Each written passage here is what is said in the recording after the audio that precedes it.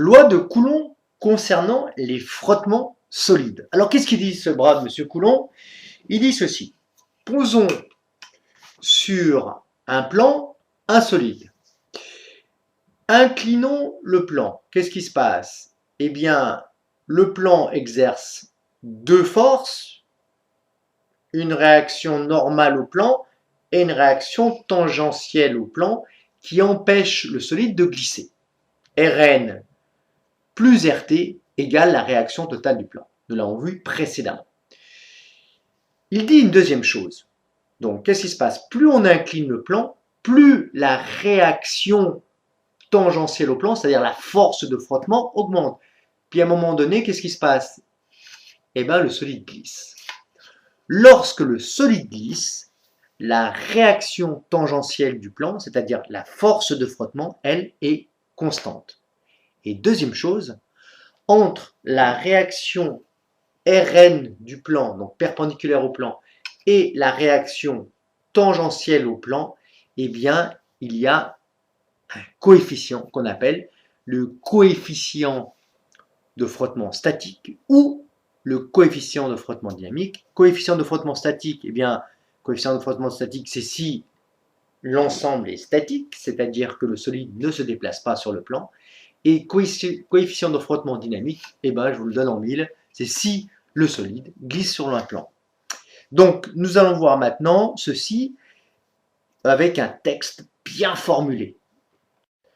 Monsieur Coulomb établit expérimentalement les lois du frottement entre deux solides en contact. La force de frottement RT s'oppose au mouvement. Elle est proportionnelle à la force normale exercée sur le corps. RT égale K fois Rn. On verra ce que signifie le coefficient K. Elle ne dépend pas de l'aire de contact. Et quand le mouvement commence, la force de frottement diminue. Et ensuite, elle est pratiquement indépendante de la vitesse de déplacement. Donc on pourra dire qu'elle est pratiquement constante à partir du moment où le solide se déplace. Et dernière chose, la force de frottement est fonction de l'état de surface et de l'état de propreté des surfaces évidemment. Voyons un exemple grâce à cette animation.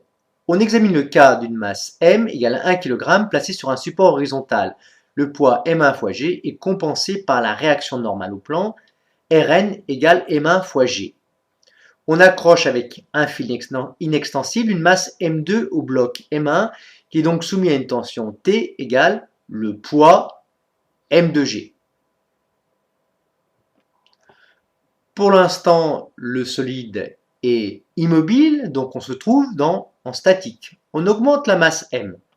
Progressivement, M2, progressivement, eh bien, le fil tire de plus en plus fort, il est compensé par RT, force de frottement, qui est de plus en plus grande. Et à un moment donné, qu'est-ce qui se passe? Eh bien, la force T égale M2G est plus grande que RT. Et à ce moment-là, le solide se met à glisser. Juste avant de glisser, la force de frottement atteint sa valeur maximale que je noterai RT max. On définit le coefficient de frottement statique par le nombre sans dimension, μs, mu statique, égale RT max divisé par Rn. Rn étant la réaction normale au plan qui vaut M1G ici, en norme. Quand le bloc est en mouvement, la force de frottement reste constante et égale à RTD. D pour dynamique, car le bloc se déplace. RT, force de frottement, comme on le voit sur ce schéma. On définit le coefficient de frottement dynamique par le nombre sans dimension μD égale RTD sur Rn. Généralement, la force de frottement dynamique est inférieure à la force de frottement statique maximale. Alors pourquoi RT dynamique est inférieur généralement à RT max statique? Tout simplement, vous avez tous essayé un jour ou l'autre de pousser l'armoire d'un ami parce que c'est votre ami, tout simplement. Voici cette armoire. Vous essayez de la pousser. Au début, c'est difficile. Et dès qu'elle est en mouvement, hop, d'un seul coup, c'est beaucoup plus facile. Faites l'expérience chez vous. Si vous n'avez pas d'amis, faites ça pour vos parents ou une connaissance. Et vous verrez que RT statique maximal est bien supérieur à RT dynamique.